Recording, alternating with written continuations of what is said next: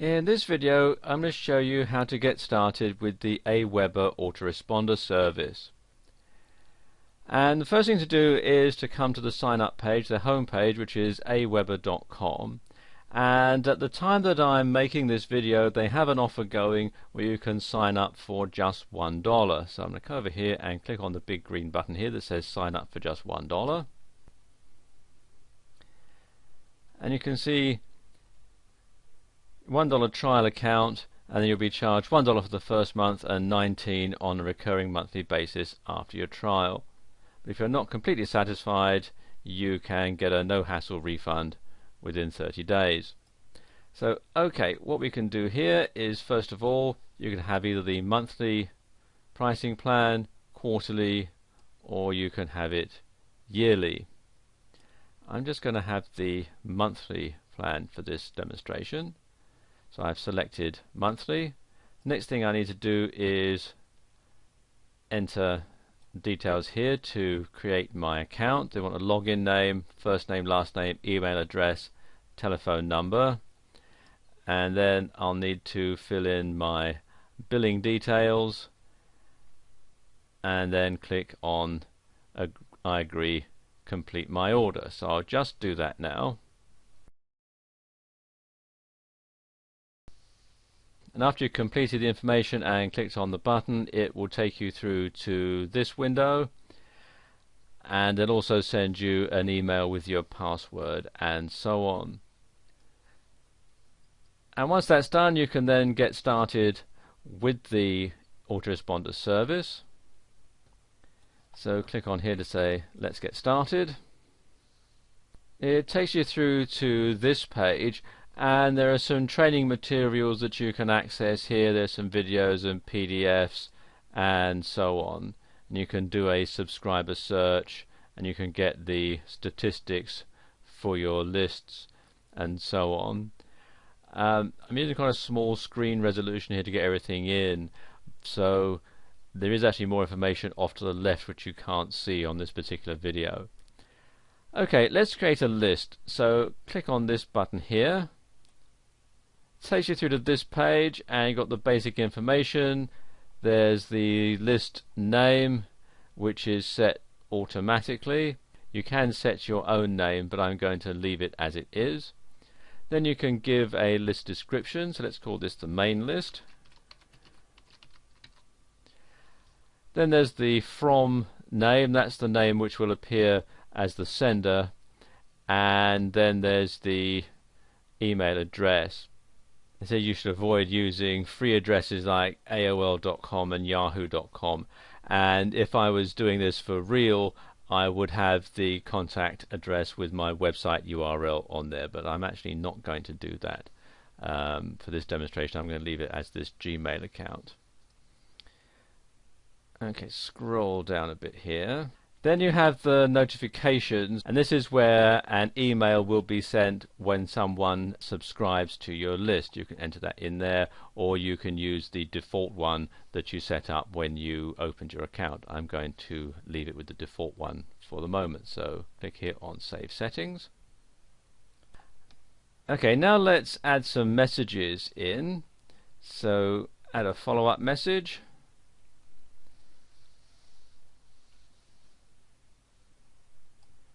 And we're going to create a follow-up message here. Click on create a new follow-up message, and we're going to insert the subject name here, and let's say thank you for subscribing, and then you can enter your message in there. You can either have a template like they have here for an HTML message. You can see we've got it here, or you could just simply send it as a plain basic template, which is just the information. And personally, I prefer to put it this way than anywhere else. You can enter your message in here. Best to write it out in your word processor first. You can either have HTML, and you can also have a plain text message as well. You can also attach a file, and say when you want it to be sent. Normally you would send the first email immediately as soon as someone has signed up. You can also track the clicks, and then you can preview and save your message in there. Let me just copy and paste a message from my word processor, and there we go, that's in there now. One thing you can also do with this is to personalize the message so that it looks like it's being addressed to the subscriber directly instead of just being sent out to everybody. And the way you do it is very simple. First of all, put your salutation and then click on this link here that says personalize, and you can see there's all these different things that you can add in, and it's a bit like if you use mail merge on your word processor.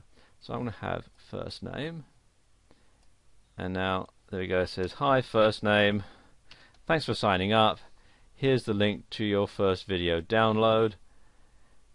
And what we can do is highlight that and insert the link by clicking on this icon here.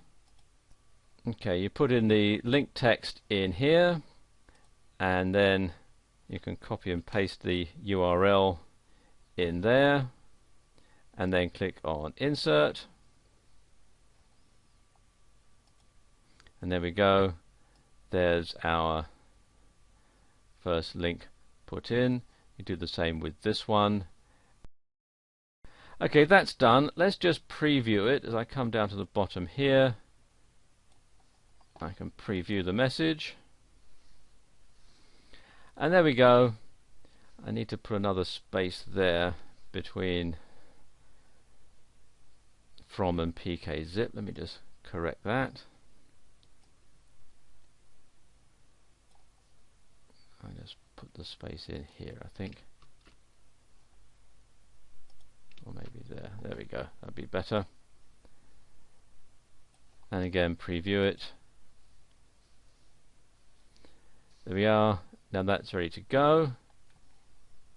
Close that and save the message, and there we go, your message has been saved, and you can see it's now in the follow-up message box here, and then I can click on this button here to set up more follow-up messages. Of course, no one's going to get the message if they don't know how to sign up, so come over here to the Web Forms tab and takes you to this page, and you can create a new web form just by clicking on this green button there. You can see here step 1 is to design the look of your web form, and you can have a various ones that you can select here. Let's have barbecue. It gives you an idea as to what it will look like. Click on load template. You can edit the header by clicking here. There you go, get your free barbecue video now, just complete the box below, so click on save.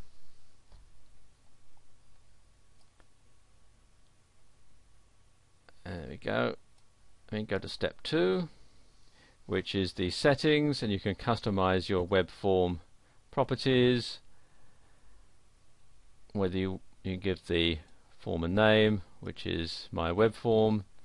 The thank you page, I'm just going to leave it as the basic version, and likewise if someone's already subscribed. So we can go to step 3, which is to publish the form to your website.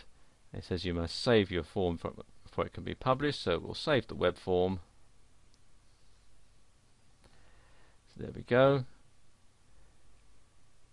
And then you can say whether you want your web designer or whether you're going to install your web form yourself. I'm going to say I will install my form,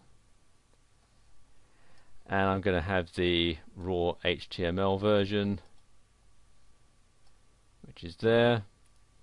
And what I can then do is highlight this and copy it and then paste it into my website, and then people can sign up for my mailing list on my website. In this short video, we've only really been able to scratch the surface of what you can do with AWeber. There really are a lot of other things that we've not had time to show you, but the information in this video should be enough to help you get started, and I wish you every success.